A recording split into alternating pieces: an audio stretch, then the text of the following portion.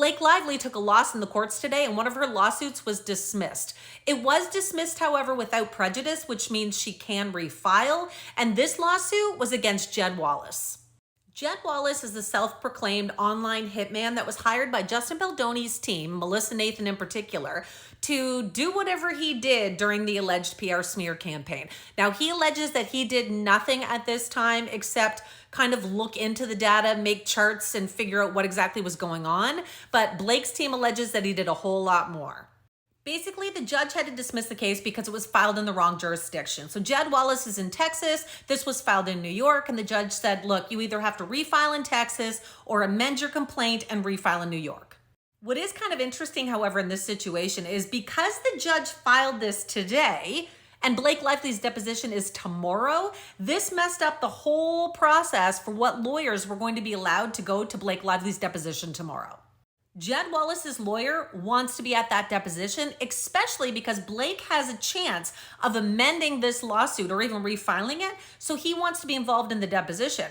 Justin Baldoni's lawyers, however, in the phone call did not want Jed Wallace there because they only have 7 hours to depose Blake Lively, and they're being greedy. They want that full 7 hours. They didn't want to share any time with Jed Wallace's lawyer. The judge basically said, look, how does this change anything that I served this today? You only had 7 hours and you were going to have to share with Jed Wallace's lawyer anyway, so he's still moving forward. It sounds like what has been decided is that the judge is actually going to pull this back. This dismissal, he's going to take it off the dockets from today and refile it tomorrow after her deposition to clear up any of the mess that it made having this filed today. So despite it sounding like Justin Baldoni's team wanted to move Blake Lively's deposition yet again, it is not. It is going ahead. It is scheduled on the docket for tomorrow. She's going to be giving her testimony to all the lawyers involved in this case, and they've got 7 hours to do this. This is the only chance they're going to have deposing Blake Lively. She will not sit for a second time. None of the people involved in this have agreed to sit for a second time. So if they don't get what they need tomorrow, it's done. Another interesting or maybe ridiculous filing today is this one. Some random YouTube channel, I don't know who this is, but they decided to represent themselves. And even though they didn't get the subpoena themselves, they decided that they were going to send something in to fight. Judge Lyman has no time for shenanigans, and this is what he said.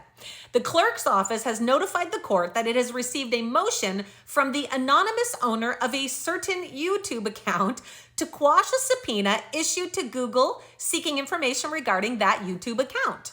The motion is captioned with the case number of this action. It was submitted anonymously by email and does not contain information identifying the movement. He goes on then to say that parties in federal court generally have to identify themselves unless it's something of value for them not to identify themselves, like there's some reason not to disclose their name.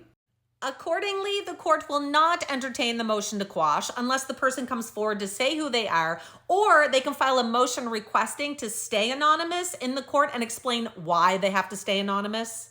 So no, representing yourself and filing an anonymous motion in federal court isn't going to cut it. Even if you are trying to stand up for 16 YouTubers who were given a letter of subpoena from Google. They were not subpoenaed by Blake Lively's team. I think we need to state that. There's a lot of miscommunication going. Those 16 users were not subpoenaed. Google was subpoenaed, and Google sends a customary letter to the 16 users saying, hey, just so you know, we were subpoenaed for your information. There's also misinformation now going around that Blake Lively's team subpoenaed Google for the banking statements of these 16 creators. That is completely false. That is not what's happening.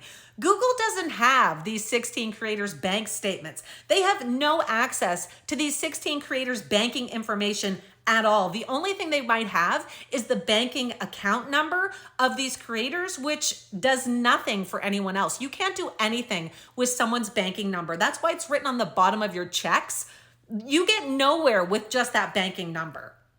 And this subpoena also has nothing to do with freedom of speech. This has nothing to do with the First Amendment. It is not asking for any content or information or even emails or anything like that. It's just asking for these 16 people's info that Google has on them, like their names and their IP address.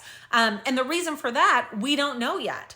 There's obviously some reason that Blake's team has picked out these 16 YouTubers. We just don't know what it is. Perhaps they have a list that they received during discovery from Jed Wallace. Perhaps that these people were on an email list from somewhere. Who knows what it is? But for some reason, Blake Lively's team wants just the general information of these 16 users.